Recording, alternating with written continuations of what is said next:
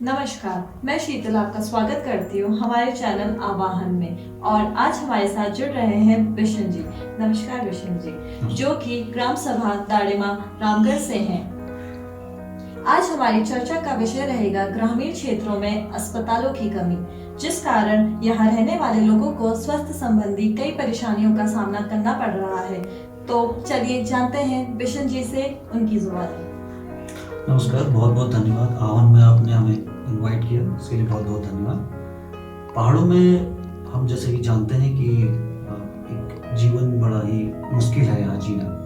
यहाँ सारी चीज़ें नहीं हैं, जैसे स्कूल, स्वास्थ्य की चीज़ें और एक रोजगार की व्यवस्थाएं कुछ भी नहीं है हमारे पहाड़ में। तो स्वास्थ्य भी एक बड़ा मुद्दा है। जैसे अभी आपने देखा बीच में हमारे कोरोना काल में कई लोग मरे थे यहाँ पे, और बहुत से लोगों को हम हॉस्पिटलाइज नहीं पहुँचा पाए, और बहुत लोगों को प्राइमरी सिम्टम थे, उनको पता भी नहीं था कि कोरोना है। तो एक सबसे बड़ा मुख्य कारण ये है कि हम जो कनेक्टिविटी है, रोडें हमारे यहाँ पहाड़ों में बहुत कम है अभी, जो लोगों को शहरों तक या बड़े शहरों तक जोड़ सके।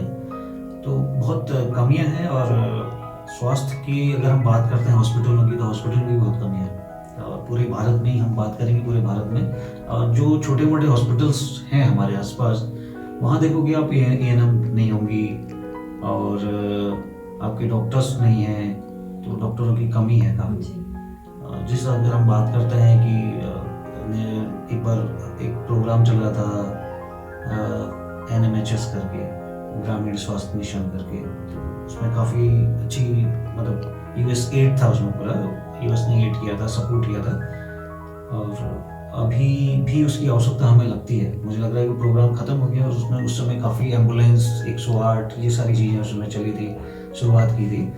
तो जिसमें काफ़ी लोगों को जो एक फ़ोन कॉल पे गाड़ी आपकी आ जाती थी, प्रेग्नेंट लेडी या कोई भी अगर इमरजेंसी कभी भी किसी को भी रहती थी, कोई एक्सीडेंट हो गया, कोई भी घटनाएं होगी, तो हम लोग सीधे 108 को हम कॉल करते थे और सीधे हमारे पास आती थी, और हमारे जो पेशेंट हैं उसको ले जाते थे। और उसमें फर्स्ट एड की भी काफ़ी सुविधाएं थी। हालांकि अभी भी है, लेकिन अभी भी उस स्तर पर बहुत गाड़ियाँ कम हो गई हैं जो 108 की, मतलब नेटवर्किंग अभी बहुत कम हो गई। उसका ऑब्जेक्टिव भी ये था कि यूएस जो सपोर्ट कर रहा था कि उस सिस्टम को जो है स्ट्रॉन्ग करें करके, गवर्नमेंट उसको काफ़ी विलिंग से धरातल पे उतारे उस चीज़ को, लेकिन इतना ज़्यादा नहीं हो पाया। लेकिन अभी हैं कुछ गाड़ियाँ हैं जो, लेकिन वो समय पर नहीं आ पाती हैं, अभी काफ़ी दिक्कतें हैं। रोड कनेक्टिविटी की हम बात कर रहे थे, अभी भी लोग जो हैं डोलियों में अपने पेशेंट्स को लाते हैं, घरों से करीब 4 या 5 लोग लेके आते हैं। बहुत से लोग तो अभी भी रास्ते में आते आते अपने दम तोड़ देते हैं। तो मुख्य जो है स्वास्थ्य एक बड़ा मुद्दा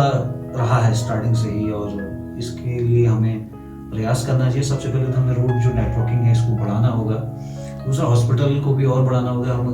मैं जिस आसपास रहता हूँ, न्याय पंचायत नथुआ खान है, नथुआ खान में भी मैंने अभी भी अपने सोशल मीडिया के थ्रू भी हमने लोगों से बात की कि यहाँ हॉस्पिटल क्यों नहीं है। तो इतना बड़ा एरिया है और एक मेन सेंटर है, तो 20 या 25 बेड का तो हॉस्पिटल होना चाहिए।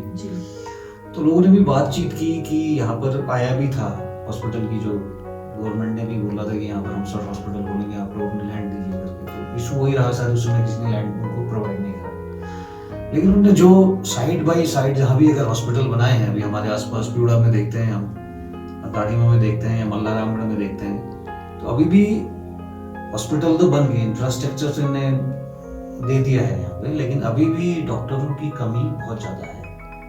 और दूसरा आदमी थोड़ा सा गवर्नमेंट हॉस्पिटलों में जाने में भी डर रहा है, थोड़ा सा ट्रीटमेंट को लेके।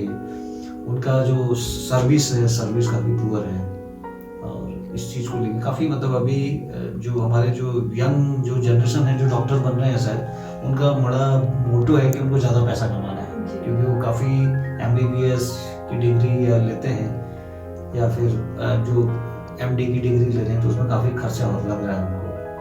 तो उनको भी मुझे मकसद उनका ये है कि अपने क्लिनिक खोलना चाहना ज़्यादा पसंद करते हैं, उनको पहाड़ों में आके रहने और लोगों की सेवा भाव, ये सारी चीज़ें मुझे लग रहा है कम हो गई है, प्रोफेशनल ज़्यादा हो गया है। तो हमें अपने लोकल के ही लोगों को कहीं ना कहीं मुझे लग रहा है कि तैयार करना होगा।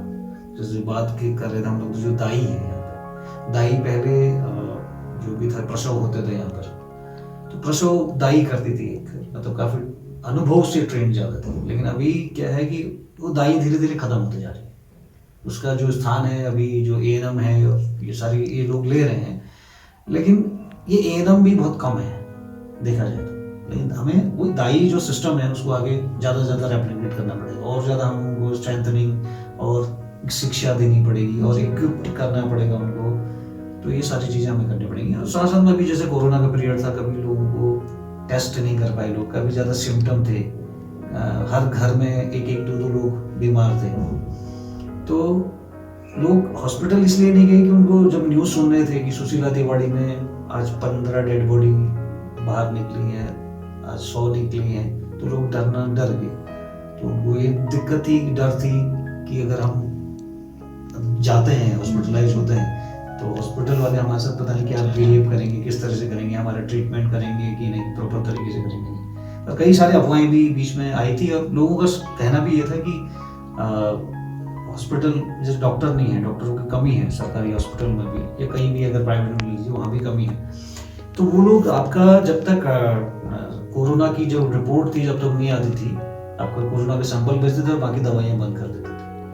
तो आदमी को हो सकता है जगह हमारा कोई हार्ट का पेशेंट है, अपना ब्लड को पतला करने की दवाई ले रहा है कोई व्यक्ति, तो उसकी दवाई अगर आप एक दिन रोक दोगे तो उस पर क्या असर पड़ेगा। कई सारी चीज़ ऐसे भी लोग बहुत मरे। तो प्रॉपर तरीके से केयर नहीं, और प्रॉपर सिम्टम उनके पता नहीं किए हमने सही तरीके से।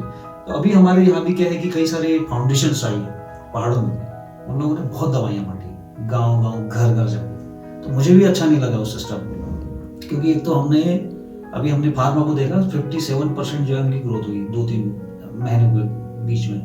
तो हमारा पूरा लॉकडाउन था और सबसे ज़्यादा फार्मा ने पैसा कमाया था, 57% जो है उनका बड़े शेयर पैसा उन्होंने ग्रोथ की इतना ज़्यादा।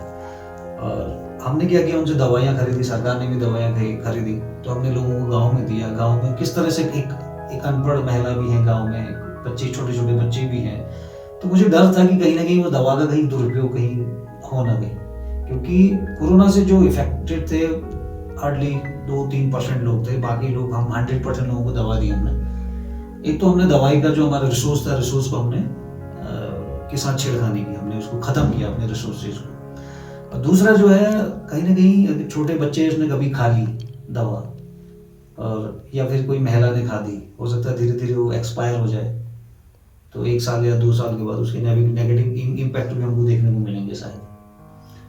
तो कई सारे चैलेंजेस हैं पहाड़ों में स्वास्थ्य को लेके।